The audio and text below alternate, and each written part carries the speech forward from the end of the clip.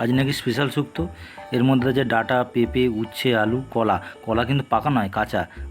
তার মধ্যে তেল দিয়ে ভাজা ভাজা করে নিতে হবে, যেমন বউ তার বরকে ভাজা ভাজা করে নেয়। ভালো করে উচ্ছেটাকে ভেজে নিতে হবে প্রথমে, তারপর নুন দিতে হবে, তারপরে বিভিন্ন রকম সবজি যেগুলো বললাম এগুলো সব দিয়ে ভালো করে ভেজে নিতে হবে। যেমন ঝাঁঝ উঠছে, এরকম বড় বড় ঝাঁঝ উঠবে খাওয়ার সময়, এটা বুঝতেই পারছি, আপনারাও বুঝতে পারছেন আশা করি। তারপর ঢাকা দিয়ে দিতে হবে, তারপর আবার একটু তেল দিতে হবে। তারপর বিভিন্ন রকম মশলা আছে, জিরে গুঁড়ো, লঙ্কা গুঁড়ো, তেজপাতা, রাঁধুনি, মানে রাঁধতে না পারুক, রাঁধুনি দেওয়া দরকার। তারপরে এই সবজিগুলোকে ভাজা ভাজা আবার করে নিতে হবে। তারপর কিছু বেটে নিতে হবে, এটা পোস্ত, সরষে, চালমগজ, লঙ্কা। চাল দিলে হবে না, চালমগজ দিতে হবে। সেটাকে ভালো করে পিষে নিতে হবে।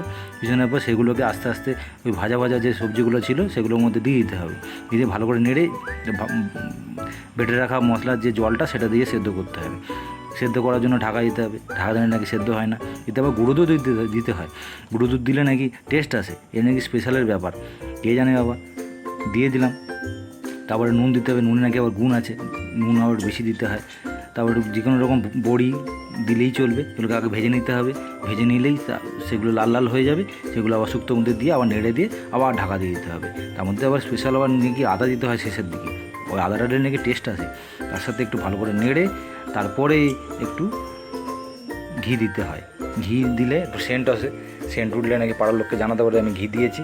তারপরে একটু গুঁড়ো মশলা, বাড়িতে বানানো গুঁড়ো মশলা, কে জানে না কী দিয়ে বানিয়েছে নাকি স্পেশাল। এই গুঁড়ো মশলা দিয়ে একটু ঢাকা দিয়ে কিছুক্ষণ রেখে দিলেই নাকি স্পেশাল হয়ে যায়। আসুন আপনারাই দেখুন কীরকম স্পেশাল হয়েছে, কে জানে।